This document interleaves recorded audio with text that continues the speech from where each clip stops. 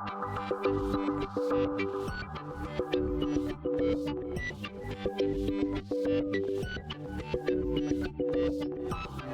I'm Carissa Feria. I'm Renjie Batulid, and we're from NextDayBetter. We had a team call on Sunday evening, this past Sunday, and this was a result of us wanting to do something about Typhoon Haiyan.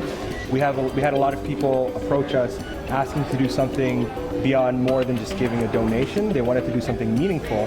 And so we were thinking that because we were already doing an education design challenge focused on positioning teachers for success, and we were doing this partnership with Teach for the Philippines, we thought, why not add a hackathon component to it, where we could use education as a central point towards development, but then development opening up that focus and focusing it more on rebuilding the Philippines through a resilience lens. So really this came about through a series of talks we had with people on the ground. Amazing people like Noreen Bautista and Kat Berlongan, who really helped us shape what we wanted this to be. And we know we're far away, but we still felt a little bit helpless and we still wanted to do something for the country. We weren't able to pack goods or deliver services, but what we did have were skills that could help build infrastructure to help make it easier for people who are actually on the ground and for future disasters. And when we're talking about infrastructure, we're talking about technology infrastructure.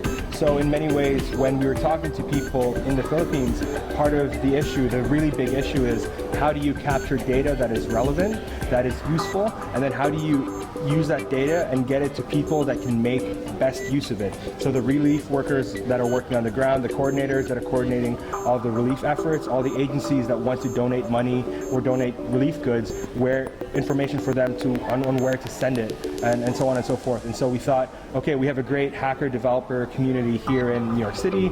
We're in touch with a lot of creatives and a lot of designers. NextDayBetter is really all about making the next day better beyond just ideas, but actually making things that are tangible. And so we thought this was going to be a great event. So the idea that we posed to everybody here was, how do we build and rebuild a stronger Philippines? Not just one that replicates what was there before, but something that is more resilient, that can withstand future disasters. Because this seems to be something that will be coming over and over again just because of climate change. The Philippines is in an area that has 20 typhoons a year, so it's not going to be a one-time disaster, but it's something that we expect to be part of our lives for the coming future. The applications built here don't just apply to the Philippines, but can also apply to other areas that are affected by natural disasters or even conflicts, where people become displaced.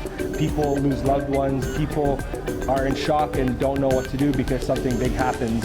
And so how do you get help to them? How do you get relief to them? How do you get food, basic food, water, medicines, and services to them? Really, it's all about understanding who they are, where they are, what help they need, and how best we can help them. And so we thought, why not organize a hackathon and build some really cool technologies and tools that could help with all of those relief efforts. What's important here is that we didn't want to run this thing that was uninformed. We wanted to get as much input from people on the ground, and that's why we had speakers come in over Skype to actually inform the people of what was actually needed and what was on the ground.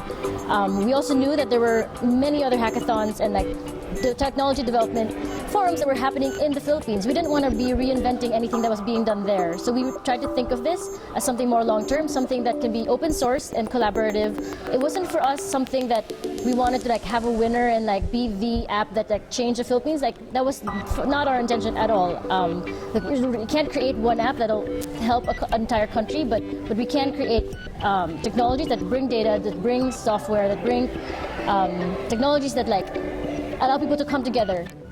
All of our teams here today created open source APIs that people can plug into, and that they can fork the code. And I think that's what separated us from the different hackathons that have been happening.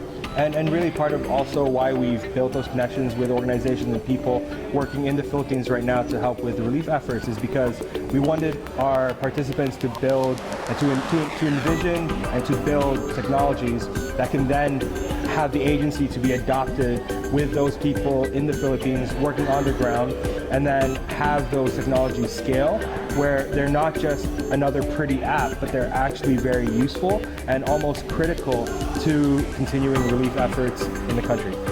Another specific focus we had was education. The way it was posed by Lance, who was an amazing speaker, was that in rebuilding a nation, teachers are sometimes your first line of defense. Like, these are the people who will groom the children, who will be the next generation. And some of these children may come from very difficult backgrounds. Some of these children may have come from a disaster area. And how do you build a community around helping these children be successful?